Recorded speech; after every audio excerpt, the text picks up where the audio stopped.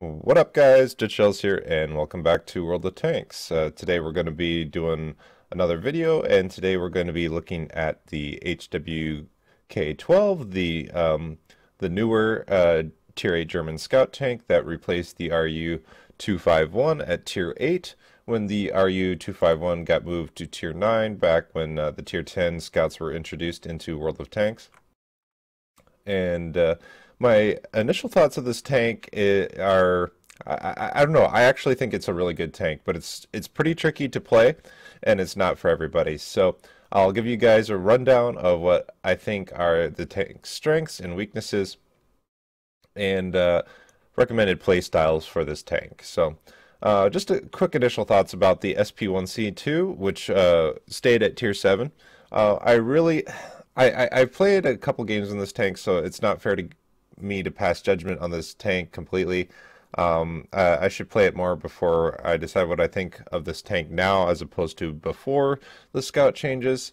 I really don't think that this is that good of a tank anymore, is my initial impressions, just because they removed the autoloader for one, and that's kind of the main thing that this tank had going for it. It didn't had good mobility or acceleration, had decent view range, and good gun depression and all that. But the autoloader is what made this tank, in my opinion. So and they took that away. Similarly to the M41 Walker Bulldog. The Walker Bulldog is not a bad tank now. It's but it's just there's nothing special about it, and it's just a shadow of its former self, in my opinion, when it comes to the Walker Bulldog, and it's kind of similar with the SP1C here. But anyway, getting back to the HWK, I'll be running through each category of statistics and letting you know what I think are the pluses and minuses. So let's just get started here. And I've been thinking to myself that I've actually been doing it backwards when I'm going through the statistics of my previous videos. And I really should be talking about the spotting and the view range and camo rating first, of course, because these are scout tanks. So I will probably try and do it that way in future. But the HWK, it definitely has a check mark when it comes to spotting. Its view range is 410 meters base view range, so that is the best base view range of any Tier 8 scout in the game. So it's really good at spotting targets. And its camo rating isn't half bad either. Its camo rating is 16.64%, which is not the best for Tier 8 scouts. I think the Bat Chat 12T and possibly the T92 have the Tier 8 American scout tank have better camo rating slightly.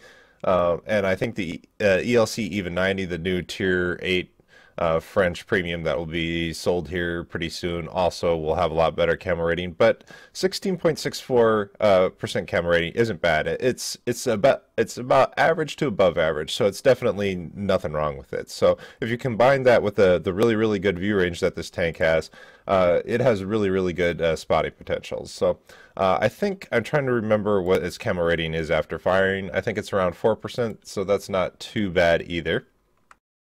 But jumping into the firepower now of this tank for the next category here, it has a interesting gun, a 90 millimeter that has 240 alpha damage, 180 penetration with its standard AP rounds. Let's see, I'm trying to remember what the heat penetration is. 250, so that's really good. So I think I carry a decent amount of heat ammunition in this tank. And it also has 45 millimeters of penetration with its HE rounds. Yeah, I carry 10 heat in this tank. And a lot of the factor of whether you will like or dislike this tank really comes down to one particular aspect of this gun on this tank, and that comes down to shell velocity. Shell velocity on this tank is really slow. It's only about 630 meters per second with the AP and heat, and it's even slower with HE rounds, if I remember correctly. I can't remember the shell velocity for HE rounds, but those are even slower. I think it's like 400 meters something, or maybe low 500s. So you definitely have a really much harder time shooting targets that are on the move and targets that are on the move at distance. So this tank, it's pretty difficult to just turn around and snap and snipe at targets at distance. So you really have to be judging where your target is going to be ahead of time a lot more than you would with other tanks with higher shell velocity.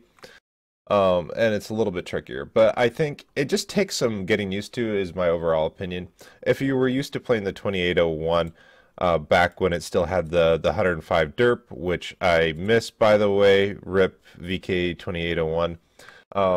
I think this tank is pretty competitive still right now, but I just don't like the fact that Wargaming got rid of the 105 derp. It was something unique about this tank that made it different than other tier 6 scouts, and now this tank feels like it plays more or less like the other tier 6 scouts. It feels like it plays like the 5916. It feels like the Type 64 or the T37. I mean, other than maybe a difference in camo rating and a slight difference in penetration, as far as firepower is concerned, this tank doesn't have anything really unique about it. So I was kind of sad that they got rid of the derp on this tank. I like the fact that there's unique tanks and gives you an incentive to play one tank perhaps in a different tech tree than another. So anyway, getting back to the HWK and going back to the gun statistics here. Let's see, the DPM is 1900 or slightly over 1900 here, which is I think slightly on the lower to lowest end of all the tier 8 scouts. So DPM is not its strong suit. We already talked about the penetration. Rate of fire is about 8 rounds a minute. Reload time is around 7.5 seconds base. The ammo capacity, I haven't found an issue with this tank running out of ammunition yet. Perhaps there'll be a game, but the alpha damage of this gun of 240 alpha damage per shot is high enough that I'm not really running into issues of running out of ammunition in a game. Aim time is 1.92 seconds base, which is pretty decent. It's not the best, it's not the worst. Base dispersion is 0.35. Moving is 0.13 on tank traverse, 0.13, and turret traverse 0.12. So, and after firing their gun, it is the dispersion value is 3.84. I have noticed when shooting this gun that similarly to the Batchat 12T, the new Tier 8 French Scout, you can't really re-engage your targets really quickly. If you're on the move or whatever and you're stopping and aiming for your shot, you have to wait. Like if you're on the move and you notice that you have a shot of opportunity on an enemy tank, and you're stopping and aiming at them, it seems like you have to wait just that little bit longer to get your gun zeroed in on target. Plus, with the slower shell velocity, you got to make sure that you'll be able to hit your target, and they won't be able to, like, if they move, you have to give a little bit of extra lead, forwards or backwards, to make sure you're going to hit. So it's a little bit of a trickier tank when it comes to engaging your target. Gun elevation is 15. It's good enough. Gun depression is where this tank has a really good strength. At 10 degrees gun depression, it really feels like it plays like the SP1C. To be honest, when it comes to the gun depression and how the gun works, it's pretty similar in that regard. And I think that covers most of the gun handling statistics. So let's go on to mobility here. Mobility, this tank has a definite check mark when it comes to mobility. Horsepower to ton ratio is 35.17, which is crazy good. I know some of the tier 10 scouts have even better horsepower to ton ratio. So, but when I was coming back to World of Tanks, I was not used to scouts having this kind of horsepower to ton ratio other than the LTTB, which is still my favorite scout in World of Tanks. But I've been taking a break from playing so I can play these other scouts here. But yeah, I 35 or over 35 horsepower to ton ratio here with my crew here.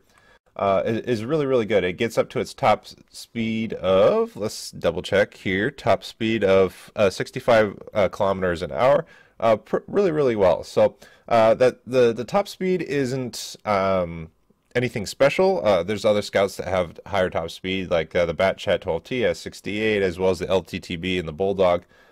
And I think the M4190, the premium tier 8 German scout tank, has like 72 kilometers an hour top speed. So the top speed is not anything amazing on this. I would call it average, 65 kilometers an hour. But it definitely gets you to where you're going pretty quick with that really good horsepower to ton ratio. It has really good acceleration. It has really good hull traverse as well, if I remember correctly. Let's look at the hull traverse here if I can. There we go. 45.9 hull traverse. I guess that's not amazing. There are other scouts here that definitely have a better hull traverse than that, but with a really, really good horsepower to ton ratio, it just seems like it turns a lot better. So I don't know. The turning and the agility of this tank doesn't really seem to be an issue for me when I'm playing it. I have noticed that this tank is one of the tanks that's easier to flip if you're going really, really fast and you hit an angled terrain or hit debris somewhere. Just similarly to the SP1C back before the Scout changes, the HWK is even easier to flip, and I have flipped this tank a couple times, so I will admit that, and it was pretty embarrassing, but I'm finally starting to get used to driving this vehicle now, so I definitely would make a check mark for this tank when it comes to mobility. Has really good horsepower to ton ratio, adequate top speed, and adequate traverse. So moving on to survivability, which we skipped over here real quick. 1100 hit points, pretty standard for a tier 8 scout. I think it has... I think that's about 100 more than the Batchat 12T, which is actually on the lower end. But so the hit points wise, it's slightly on the higher end, but it's a scout, and survivability. You're not gonna have any shots bouncing off of you. This tank has 0 armor, and it even has what I call it doesn't even have what I call HE armor, right? When I'm looking at scouts, as far as their armor is concerned, in statistics, I'm not really expecting them to have really good armor to actually bounce shells of tanks that they'll be facing. Say, for instance, with the exception of maybe the LTTB or the T-54 lightweight, or maybe even the tier 10, the Wheezy Scout. I'm not sure. I haven't played that tank yet, but almost all scouts don't have any expectation of bouncing shells or are getting shot and not taking damage. So so when I'm looking at armor on scouts, what I look for is, does this scout have what I call HE ammo? Meaning, if an enemy tank loads high explosive, of course, will they more times than not be penning you with their HE shell? And in this scenario, just like with the SP1C, when it has really, really thin armor, whole armor of 10 millimeters and 15 and 10 millimeters here on the turret, you have the same problem with the HWK. The armor is really, really, really super thin, and if you are playing against an opponent who's more experienced and knows more about the attributes of tanks in World of Tanks, they'll be able to pen you with a high explosive. They'll preloaded HE shell as long as they avoid hitting the tracks for spaced armor, right? If you hit pretty much anywhere on this tank, except maybe for the gun mantlet or the tracks, you'll pen this tank with high explosive ammo. So if you're fighting one of these tanks, the HWK-12, I would recommend that if you have any HE shells loaded and you have the time to aim and hit them accurately, go ahead and load an HE shell. You'll do lots of damage to them, and probably usually pen them. So that is a kind of a downside to this tank when it comes to survivability. But a scout's survivability, it really isn't about their hit points and armor to begin with anyway. How you stay alive in scouts is using your mobility to position yourself well, to keep yourself out of trouble, right? You can be aggressive, and you should be in a scout from time to time, of course, for spotting or flanking and getting your own damage, of course. But how you stay alive in a scout is using your mobility to keep yourself out of bad situations. So If that is the key to having good survivability. So anyway, I said that 3 times. Let's move on. Let's see. Anything else that I missed? I don't think so.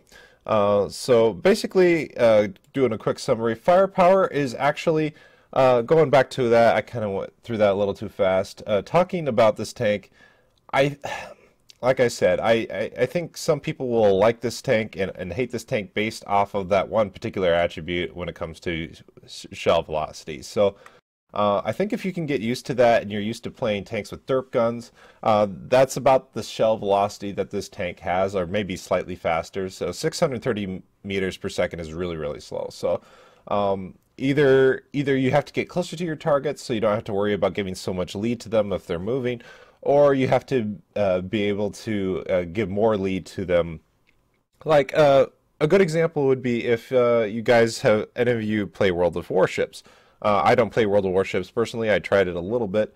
But if you do play World of Warships, you'll know that if you're aiming at a target, at a ship at distance, you give a lot of lead to ships in that game. The difference, of course, being there is no elevation difference usually, just because the ships are on water, right? So they're not going up and down. So they're only turning and they get closer or further away from you. So the only thing is sharing common. So in that regard, it's pretty similar. So if you're used to playing in World of Warships and giving a decent amount of lead to when you do your broadsides and you're volleying at ships at distance, you know that you have to give a decent amount of lead to ships if they're semi far away from you. And it's kind of like that with this tank. You have to just give more lead to your targets. So it takes some getting used to, and it's not for everybody.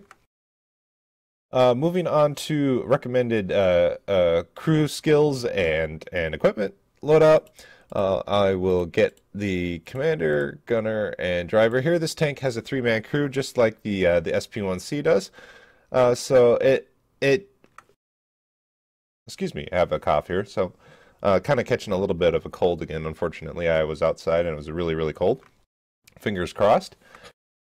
But yeah, this tank has a 3-man crew, so you're not really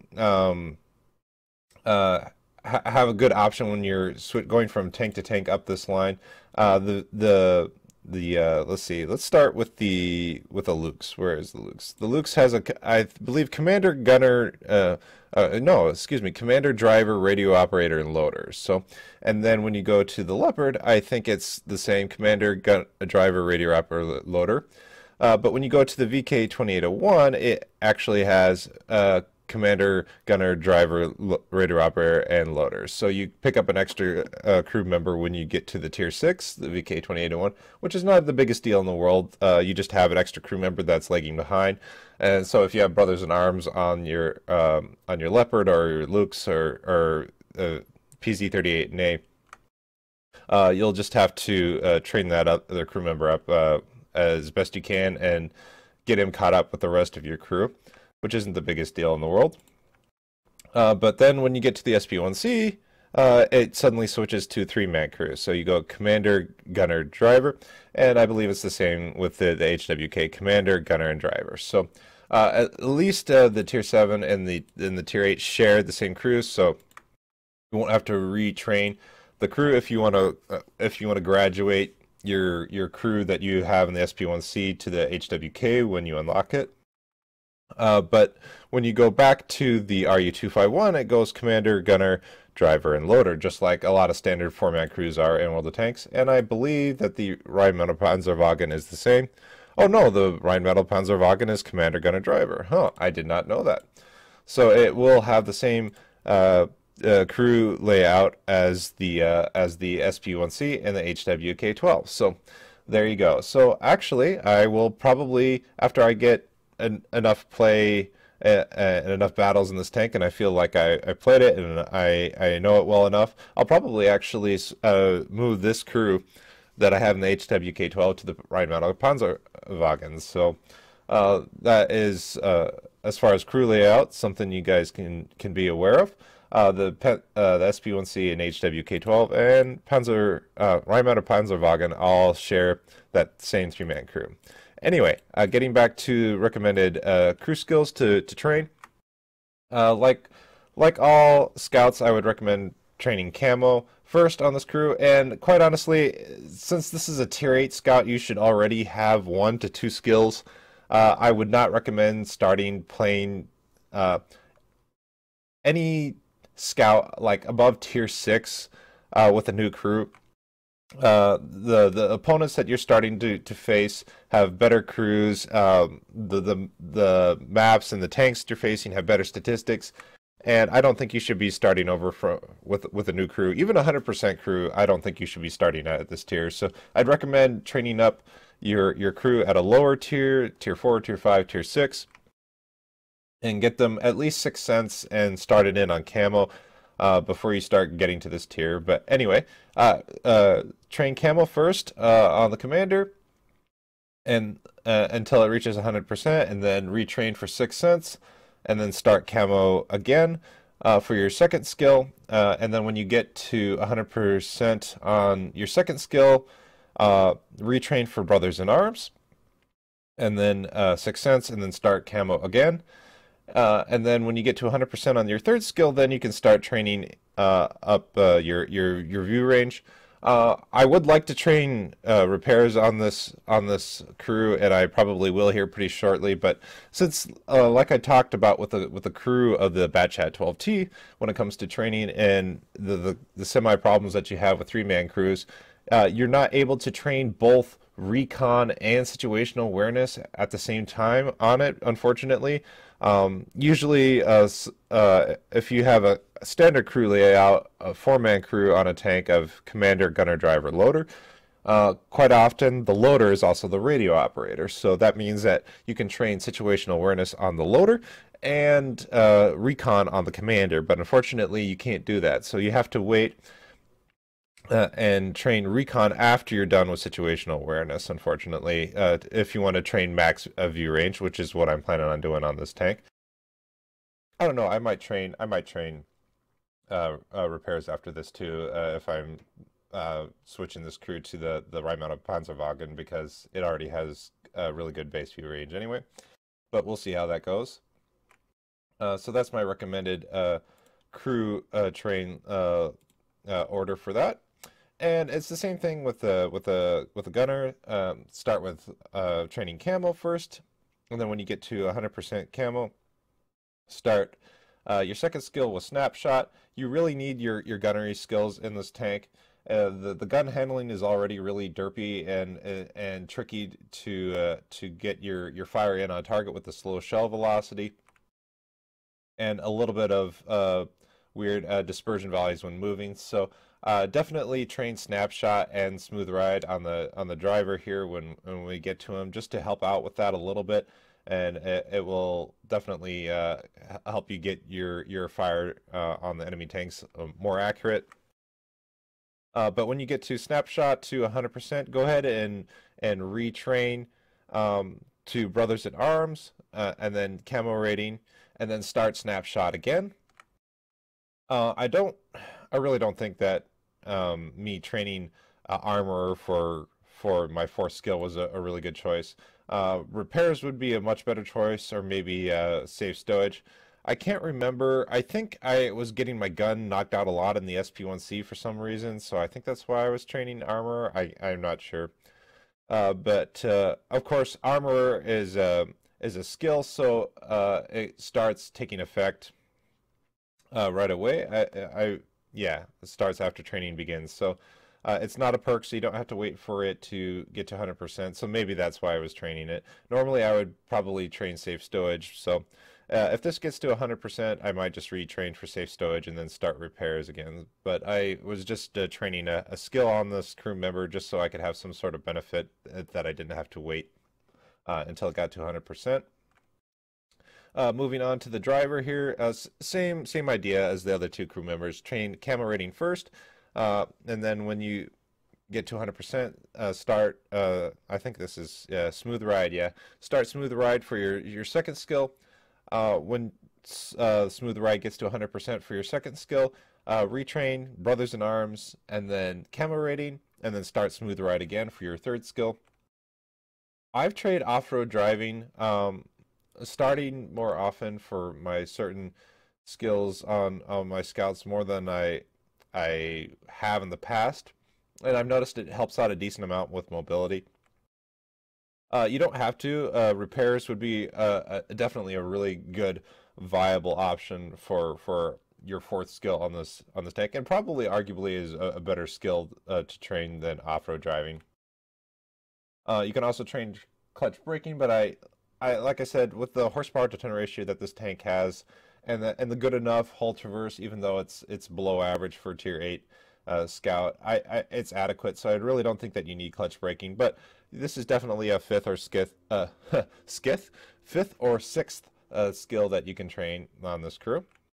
I wouldn't bother training controlled impact for a while on this tank, just because this tank is really light and it has no armor, so this tank is not a very good rammer. So, going on to recommended equipment and ammo consumable loadouts, I found that this tank. I don't know. I haven't tried playing this tank passively, to be honest. You definitely could do like a dual vision, complete vision loadout for this tank. You could probably try binocs, coated optics, and vert stabs.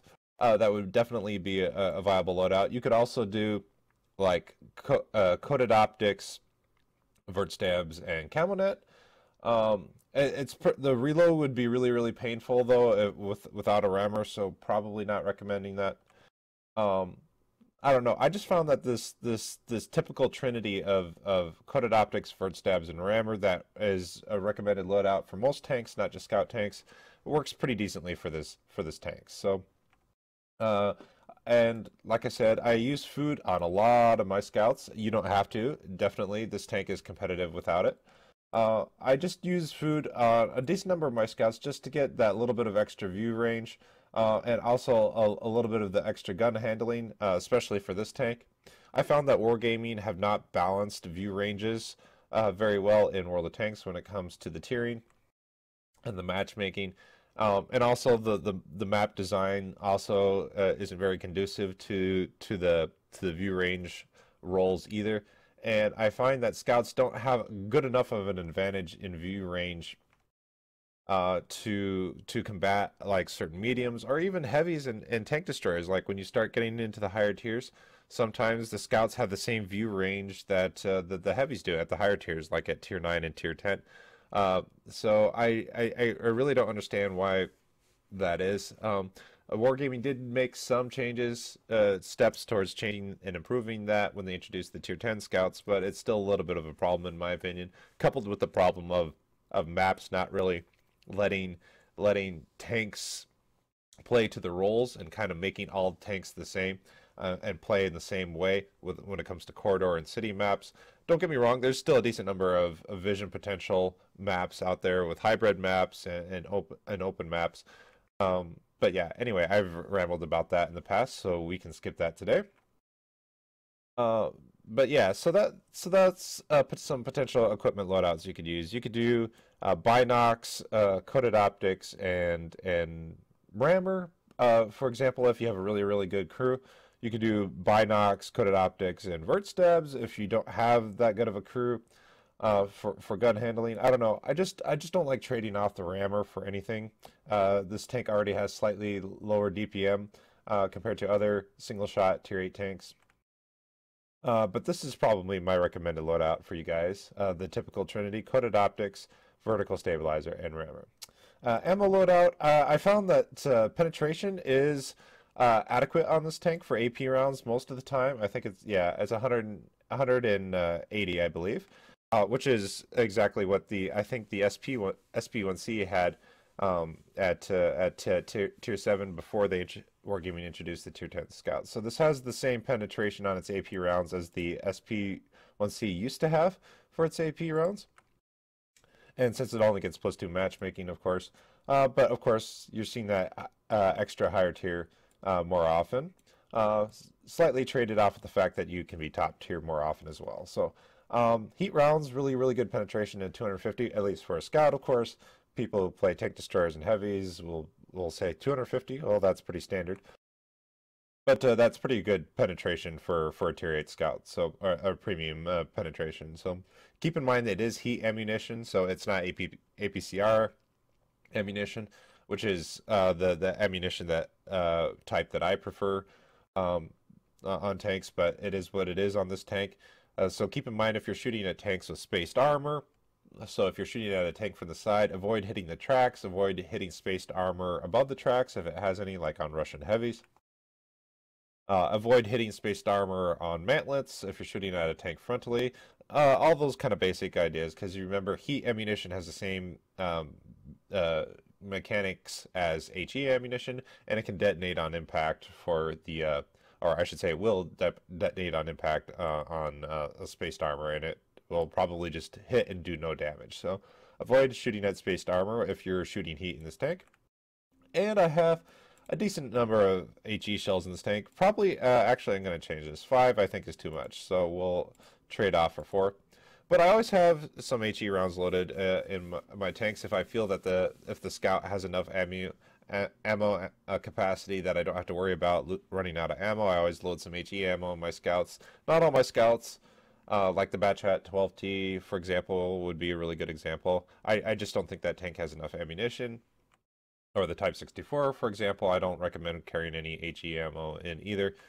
The really low ammo capacities in those tanks. So, but yeah, I think I'm trying to remember what the alpha damage is here. I think it's somewhere closer around 300 with the HE ammo. Yeah, 320. So that's really, really good for HE ammo. Keep in mind though that the shell velocity is really super slow for the HE shells. It literally looks like you're throwing a rock. You know, you can just see the shell arcing over the horizon. It almost looks like an artillery shell. How slow the HE shell is on this tank, even more so than the AP shell. So make sure that you can hit the target, that either that the target is stationary or you're so close to them that you don't have to worry about it.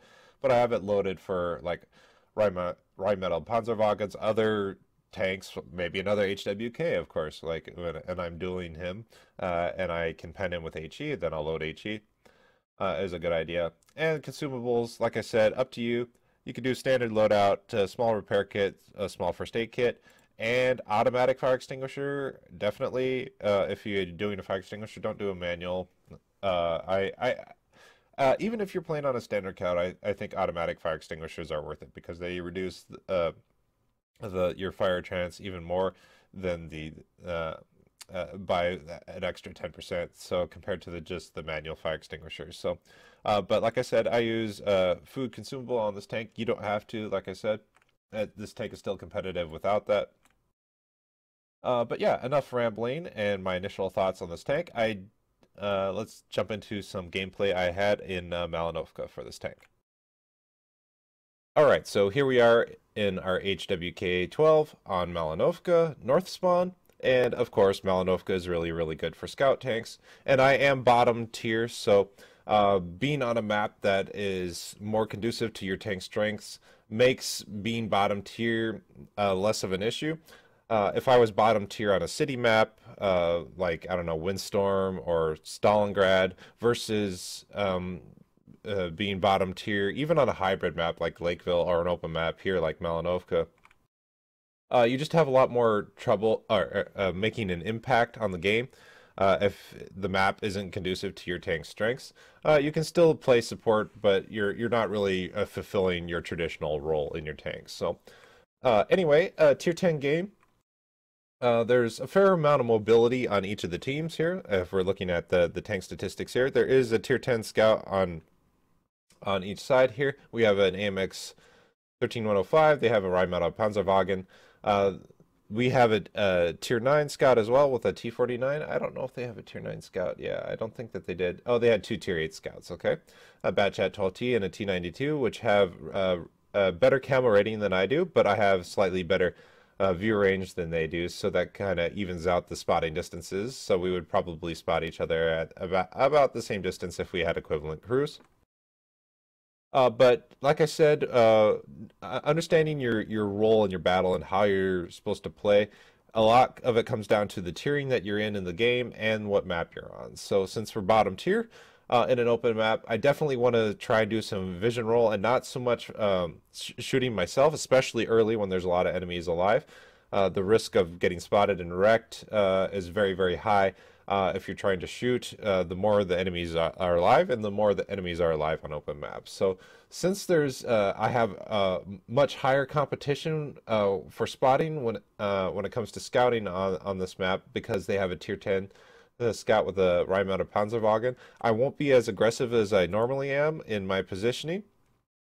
Normally, I would try to move up to this traditional E4, F5, right on the northwest corner of the F5 grid square bush, right over here. If you look where my cursor is, either right here or right here, right?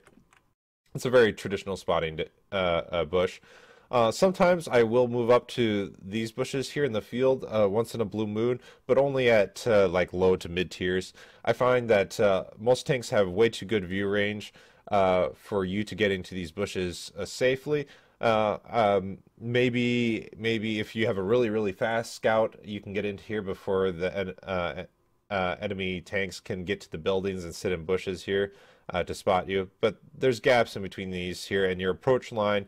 You can keep yourself from getting spotted from one position on the opposing houses here across the field, but it's really hard to keep the bushes in between yourself and all the houses as you're approaching it, so I really wouldn't recommend that.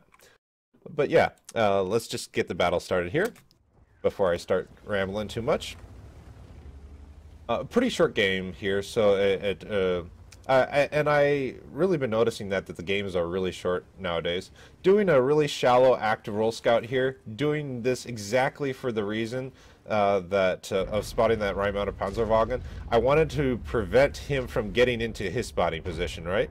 This is always something that you should be trying to doing right away at the beginning of a battle. If you don't think that you can get into a passive position safely, or the traditional spotting position safely, your number one goal, either from this side, or it's even better doing it from the south spawn, is try and prevent the enemy scout from getting into his bush undetected, right? So I do this kind of early shallow roll scout just to spot them on their approach, if I can.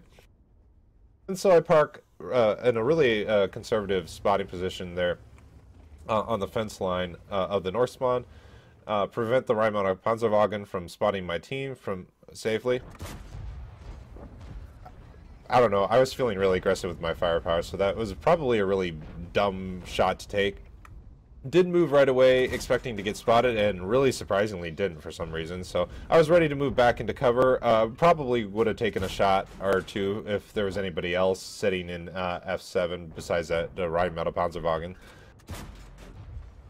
And that's what I'm talking about with a really shell velocity. It targets a distance. Luckily, the T10 was sitting still, of course, but you can imagine how difficult it would have been to hit that guy if he was moving.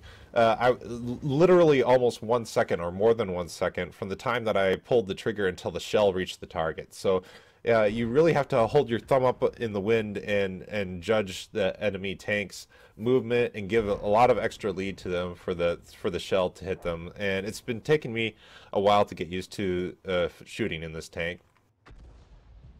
Now that the Rheinmetall Panzerwagen has been countered a little bit, I can move up to this bush. I'm starting to notice that my T95 is taking a lot of fire here, so I decided to do something really risky here. And try and get up underneath F7. Definitely risk getting shot from anyone who was under this perch or on this perch. Luckily, no one's peeking on this bush, on this position. I figured that I would probably get shot at least once, but I would be able to get under this position without dying. But I just didn't want this T95 who... to pause the game here. Even though this is a really dumb thing for my T95 teammate to be doing over here, I'm just driving across the open of the middle field. I didn't want him to be doing it for nothing. So if I can help in some way and do it safely and try and spot all the tanks that are shooting him here, not the tanks who are in front of him, of course, who are sitting in base here. I can't do anything about that, but I can try and spot the enemy tanks that are over here. Plus, I can help spot for my two teammates over here, even though this is a tier 10 scout. I can spot for my heavy, and even though he's a scout, I can still help spot for him too if he's playing more conservatively, right? So just moving up here, I can't peek very high yet because this Rheinmetall Panzerwagen has got me proxy spotted. So I just kind of have to be careful, stay low enough here so I don't. Oh, excuse me. So I don't get shot by Artie, who's usually sitting over here in this line somewhere. You got to stay fairly low down if you're spotted, and you can't move quickly and wait until you get undetected because Artie can shoot you here if you peek too high up on the slope.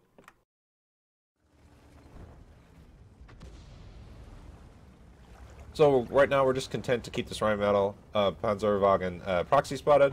Looks like somebody else was spotting him as well because we're sharing about 50% of the spotting damage instead of all of it. And now that he's dead, I can start moving up and start spotting the base campers. And this is quite similar to a game that I showed not too long ago in my T49. The whole goal of winning from a scout's perspective is trying to get the enemy moved off of this E7 F7 area, right? Right along the waterline. Basically, all the area from where my AMX teammate is, all the way over here to this ridge line. You want to make the enemy back off or retreat and run away from this position. From a scout's perspective, of course, from a traditional tank's perspective, either with heavies or mediums, your goal from the north spawn should be winning the hill and winning the middle over here. And defending base, of course, if you have to do that. I think we have way too many tanks in base here. But anyway, yeah, because once you get the enemy to leave, you can use this position right behind me here, over here. What is that, an E8?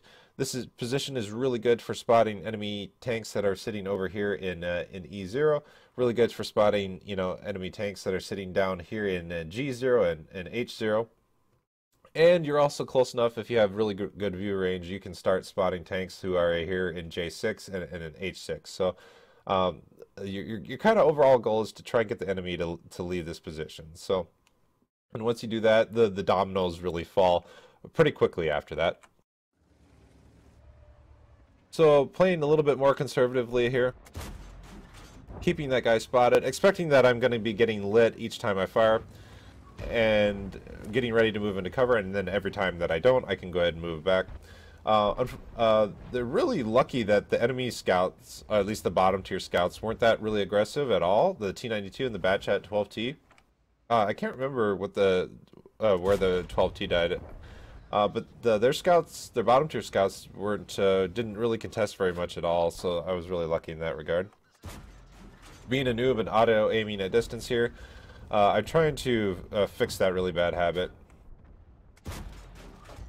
Get really unlucky with my damage rolls here, and I have to shoot this guy 3 times instead of twice.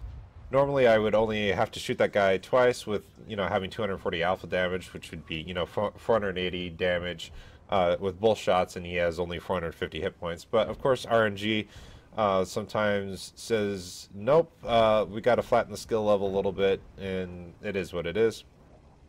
So right now I can't really progress anymore. I could go into the 0 line, but I'm really nervous that my teammates wouldn't be able to back me up if I did that. And I wasn't sure where the 268 was until now. And he's AFK in the cap circle. He never loaded in.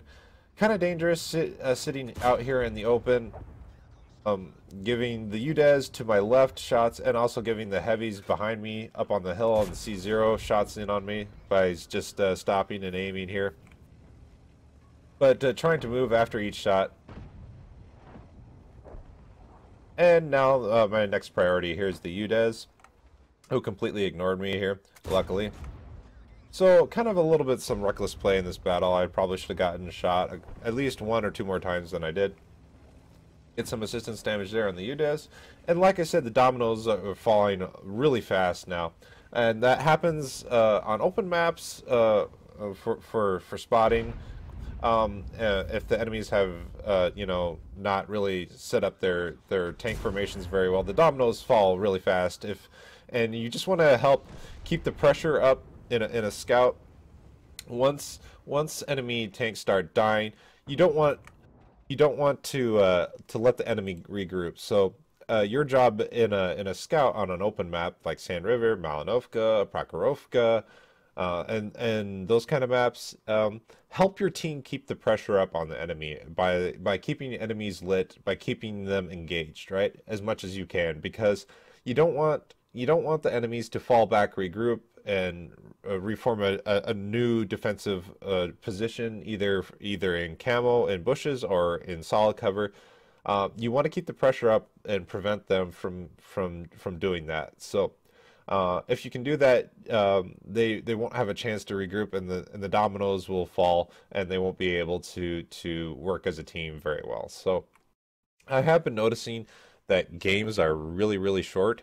Well, maybe not really, really short, but much shorter than they were before I took a break from World of Tanks. I'm not sure if Wargaming is working on this issue or not. I really don't browse the forums very much, or blog sites, so I'm not sure what Wargaming is doing about it. But I think it's making the game really enjoyable. Of course, there's like, for instance, in this game. Uh, it was only about slightly over 5 minute game, and I really don't feel like people have a chance to play and take their time. It just feels like a mindless rush a lot of the times on a lot of maps. I'm not sure if this has something to do with the new matchmaking. I'm probably if I had to take a guess, I would think that it has mostly something to do with that. Also, the map design has less and less of something to do for team play. So if the enemy or you decide to rush in one area, their teammates or your teammates can't really react in time to help you and save you, because a lot of the areas in the maps are isolated from one another. When you start talking about maps like Kharkov, Stalingrad, Windstorm, Tundra, all those kinds of maps, it's very difficult to react and help your teammates inside before they get overwhelmed. So I think the really short matches are really unenjoyable, either to be on the winning team or on the losing team. And I really hope that Wargaming is working on trying to figure out a fix for that. My recommendation would be to change the overall map design to have more conducive team play, and then take a double look into the matchmaking. So I don't know if you guys, some of you who are more aware of this, maybe you could let me know in the comments below if you know that Wargaming is working on that or not. Also, another quick thing, I've been working on trying to update my free cam mod, so I can take some screenshots and stuff, and I'm not able to find a good source for a free cam mod for taking screenshots. If any of you guys know a good site or a good source that I can download, that would be awesome. Of course, know that the site is safe and all that, of course, because I'm not able to do that at the moment. So anyway, I hope you guys enjoyed watching this game in the HWK 12, the new Tier 8 German Scout tank. Got an idea for how it plays as far as vision is concerned. It has really, really good view range, the best at Tier 8, and has decent to above decent camo rating. Not the best, not the worst. Has decent mobility, good gun depression, slow shell velocity is the downside of this tank. No HE armor at all, so if enemies know what they're doing, they'll load HE and wreck your world. But just staying mobile and not giving them an opportunity to do that is my recommendation, if at all possible. But this tank, I think, is actually pretty competitive. It's a little bit trickier to learn how to play, and it probably isn't for everybody. So I want to thank you guys for watching this video. I might do another bonus video later, I'm not sure. But yeah, hope you guys have a good day and a good rest of your week. Happy hunting and take care.